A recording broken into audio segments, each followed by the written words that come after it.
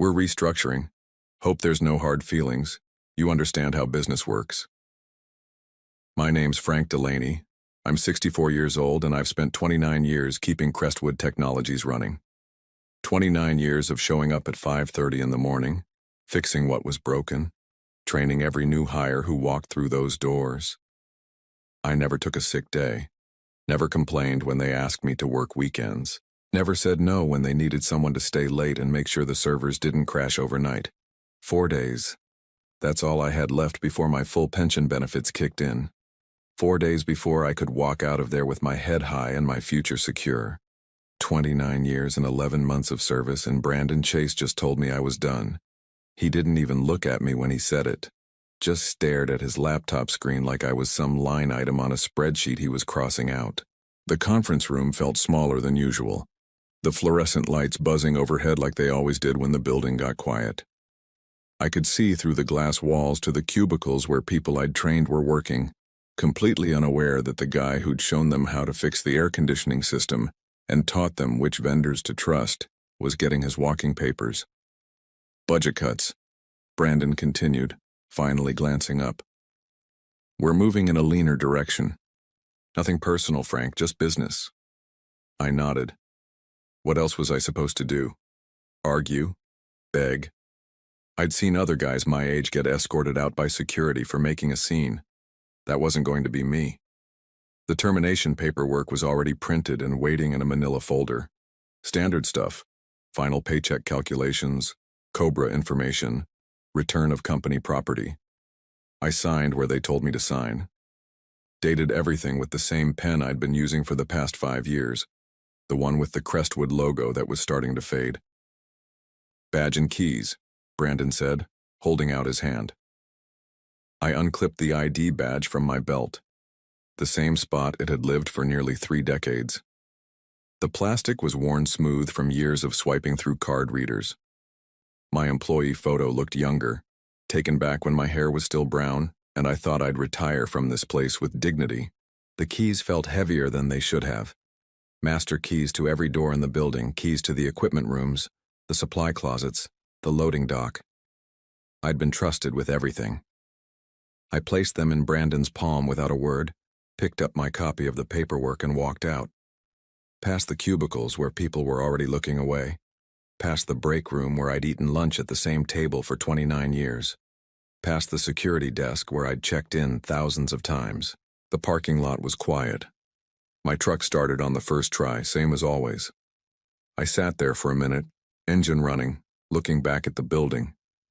Something felt off about the whole thing, but I couldn't put my finger on what. I built my life around that place. Started there when I was 35, fresh off a divorce that took half of everything I owned. The job wasn't glamorous.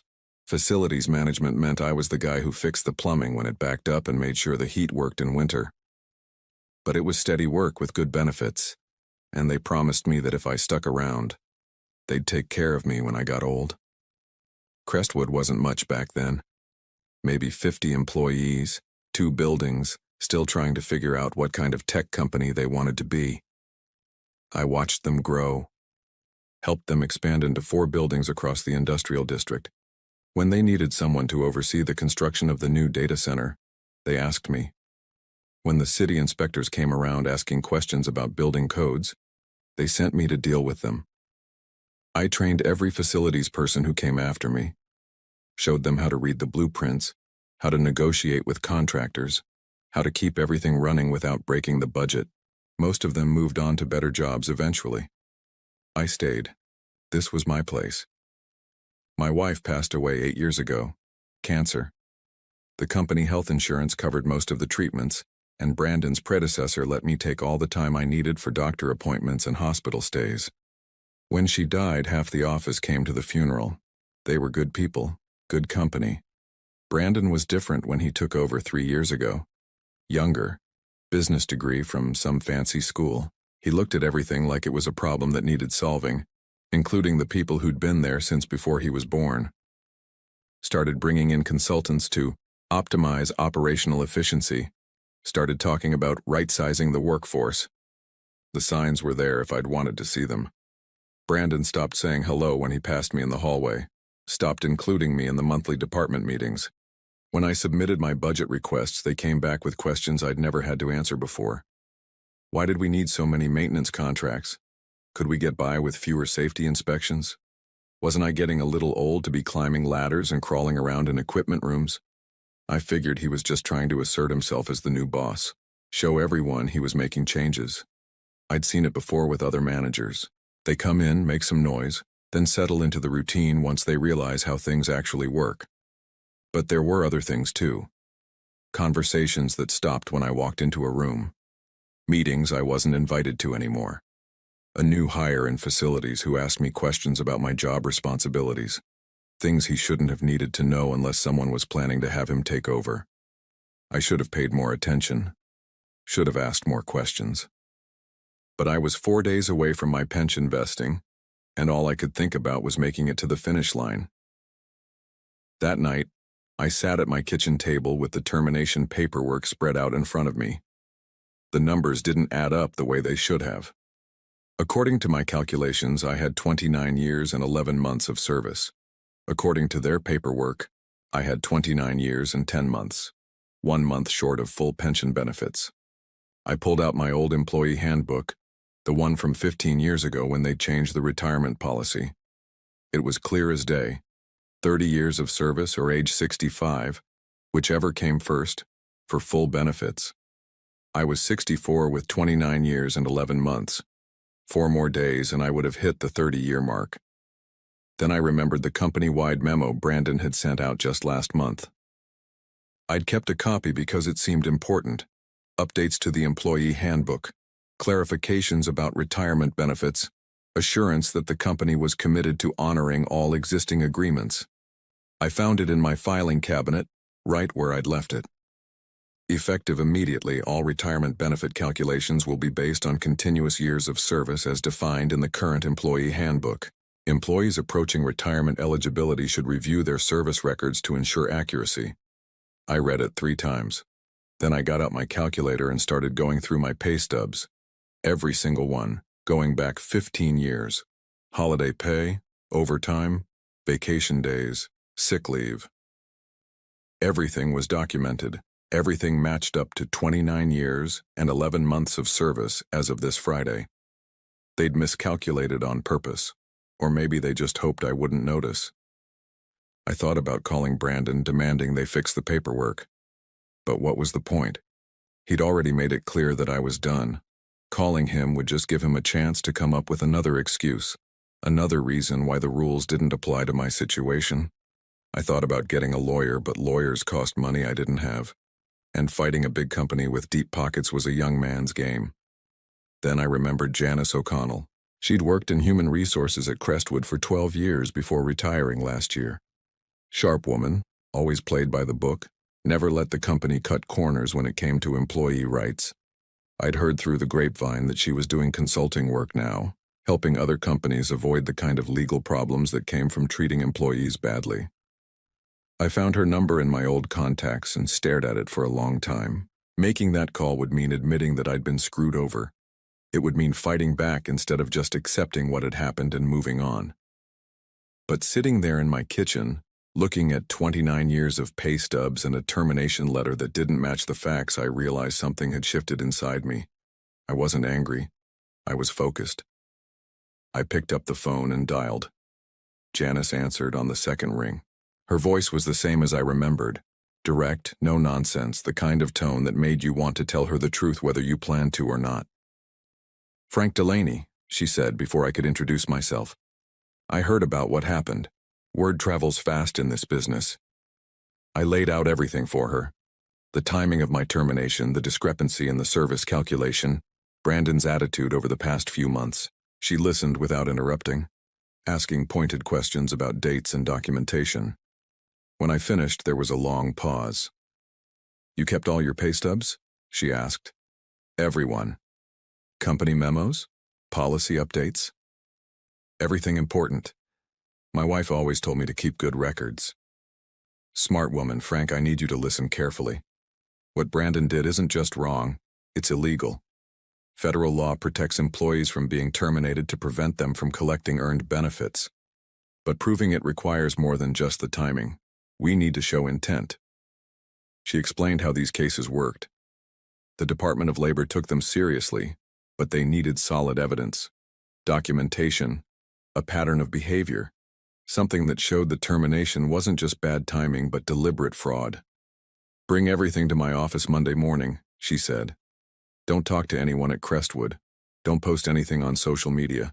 Don't even tell your neighbors what happened. If this goes where I think it's going, we want them to believe they got away with it." Monday morning, I drove to Janice's office with 3 boxes of paperwork: pay stubs, employee handbooks, memos, performance reviews, email printouts. 29 years of documentation organized in chronological order. She went through everything methodically, taking notes on a yellow legal pad. When she got to Brandon's memo from last month, she stopped and read it twice. "This is golden," she said. "He put it in writing that service calculations should be accurate. Then he fires you with an inaccurate calculation 4 days before you hit 30 years.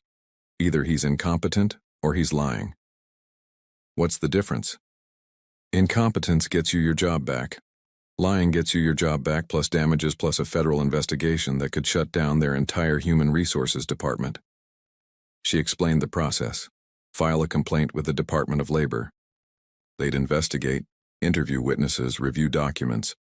If they found evidence of deliberate benefit denial, Crestwood would face serious penalties. Not just fines, potential criminal charges for the people involved. "How long does it take?" I asked. "Depends. Could be weeks, could be months. But Frank, you need to understand something.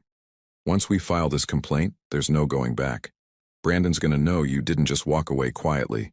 He's going to fight back." She was right about that part. Tuesday afternoon, my phone rang. Brandon's name on the caller ID.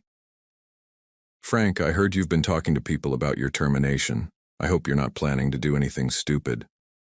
I didn't say anything. "Look, I get it, you're upset. But we followed company policy to the letter. Your service record shows 29 years and 10 months. I've got the documentation right here." "What documentation?" "Your hiring date. January 15th, 1996. Your termination date. November 8th, 2024. Simple math, Frank." I knew he was lying. I started at Crestwood on December 15th, 1995. I had the offer letter to prove it. But Brandon was setting up his defense, trying to get me to argue with him over the phone where he could control the conversation. "I'm not looking for trouble," I said. "Good. That's good to hear. Because if someone were to file a frivolous complaint against the company, well, we'd have to defend ourselves. And defending ourselves might involve looking very closely at that person's work history, making sure they never violated any company policies, never took anything that didn't belong to them, never said anything that might have hurt the company's reputation. The threat was clear. Fight back, and they'd destroy whatever was left of my reputation." "I understand," I said, and hung up, but I didn't understand. Not really. Because what Brandon didn't know was that Janice had already filed the complaint that morning. Janice called me Wednesday evening with news that changed everything. "The Department of Labor moved fast on this one," she said. "They've been watching Crestwood for a while. Turns out you're not the first person this happened to." She'd spoken with the investigator assigned to my case. Over the past 2 years, 3 other longtime employees at Crestwood had been terminated within months of becoming eligible for full pension benefits. All of them in their 60s. All of them with service records that had been mysteriously miscalculated. "They're calling it a pattern," Janice explained. "Systematic benefit denial, the kind of thing that gets companies put on federal watch lists." But there was more. The investigator had requested personnel files for all 4 terminated employees. What they found was a series of emails between Brandon and the new human resources director, discussing ways to optimize the workforce and reduce long-term benefit obligations. "They weren't even smart about it," Janice said. "Used company email. Talked about specific employees by name. Your name was mentioned 6 times in the past 3 months. I felt something cold settle in my stomach. What did they say about me?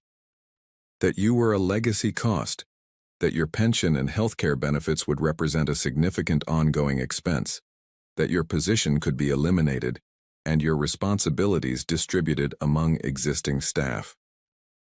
They'd been planning this for months. While I was coming in early and staying late, while I was training new people and fixing their problems, they were figuring out how to get rid of me without paying what they owed. There's something else, Janice continued. The investigator wants to interview you Thursday morning. They're bringing someone from the criminal division. Criminal? Frank. When a company deliberately terminates employees to avoid paying earned benefits, that's not just a civil matter. That's fraud. Wire fraud if they used electronic communications to plan it. The people involved can go to prison. Thursday morning, I sat in a conference room at the Department of Labor building downtown. Two investigators, both younger than my son, both wearing suits that cost more than I spent on clothes in a year. They recorded everything, asked me to walk through my employment history year by year, showed me printouts of emails I'd never seen. The emails were worse than Janice had described. Brandon and the Human Resources Director hadn't just discussed terminating me. They'd discussed terminating anyone who was close to pension eligibility. They called it proactive workforce management. They had a spreadsheet with names and dates and projected savings. Mr. Delaney, one of the investigators said, based on what we've seen, we believe Crestwood Technologies engaged in a deliberate scheme to defraud multiple employees of earned benefits. Your case is just the most recent example. They showed me documents I'd never seen before.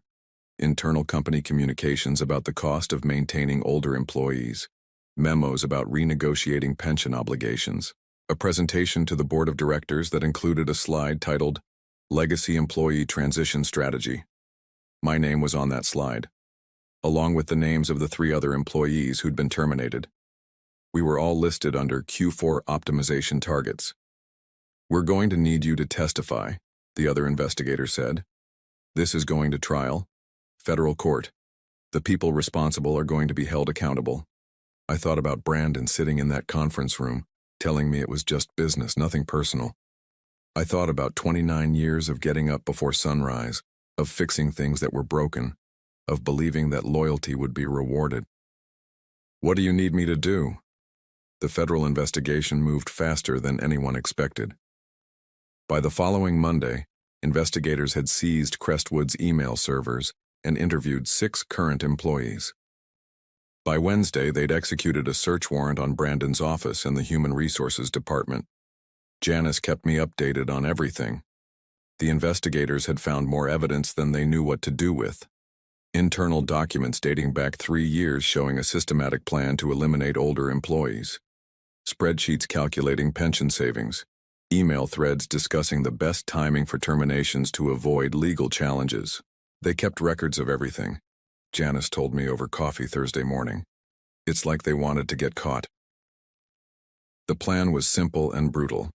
Identify employees approaching pension eligibility. Find reasons to question their performance or necessity. Terminate them just before their benefits vested. Save millions in long-term costs. Brandon had presented it to the board as a financial necessity. The company was growing, but pension obligations were eating into profits. Younger employees cost less to insure and didn't require long-term benefit commitments.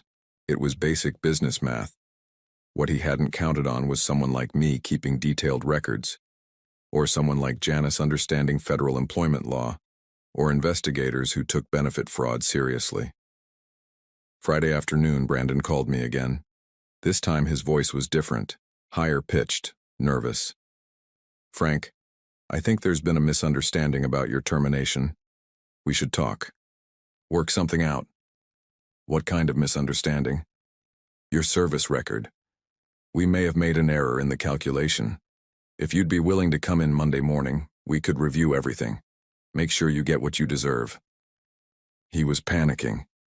The investigation was public now, mentioned in the business section of the newspaper. Crestwood's stock price had dropped 15% in 2 days.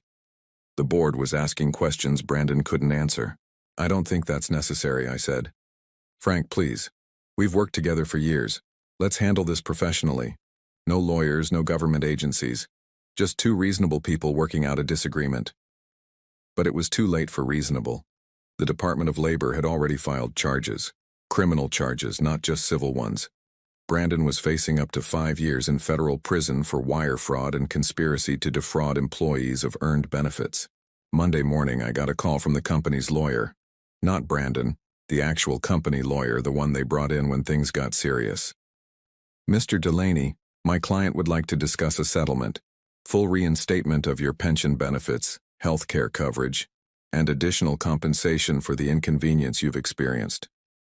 How much additional compensation?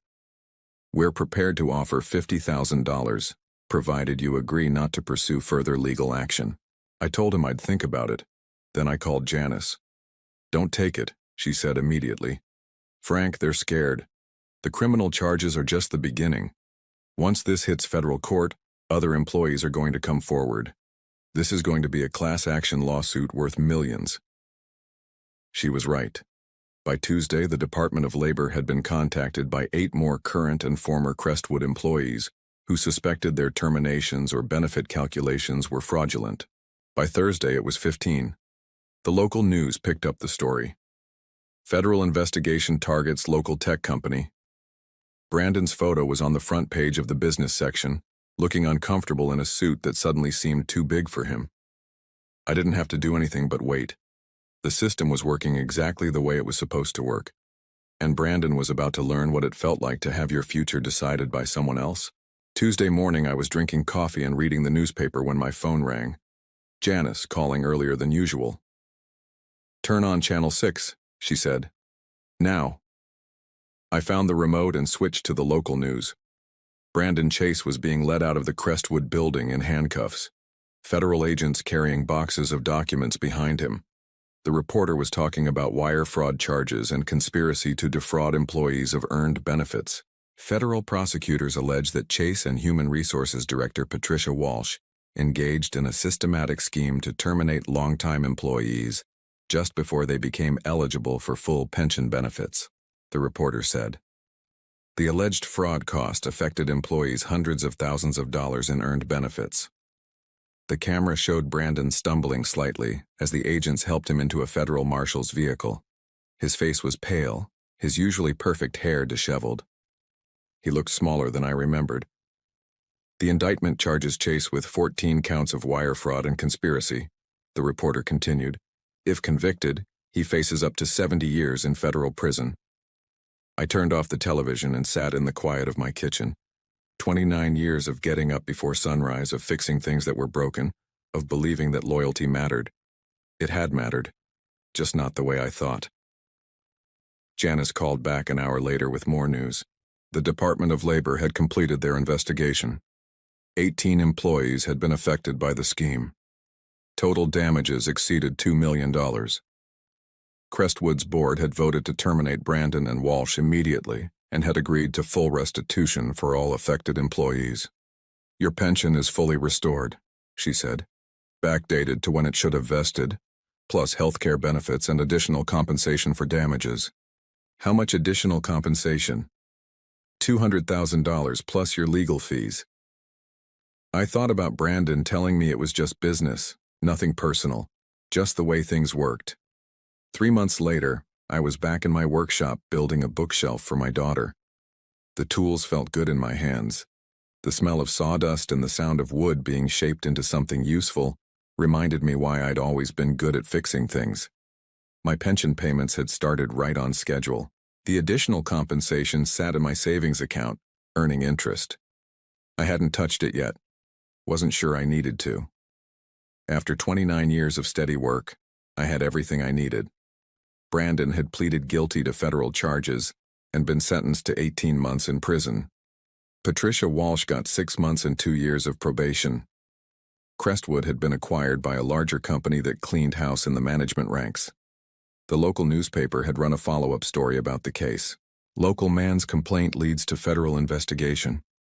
They'd wanted to interview me, but I declined. I wasn't looking for attention or recognition. I just wanted what I'd earned. My daughter called while I was sanding the bookshelf. She'd seen the news story online and wanted to make sure I was doing okay. I'm proud of you, Dad, she said, for standing up for yourself. I didn't do anything special, I told her. Just made a phone call. Sometimes that's enough. I finished the bookshelf that afternoon and loaded it into my truck. My daughter had been asking for one for months, and I finally had the time to build it right. Solid oak, dovetail joints, the kind of thing that would last for decades.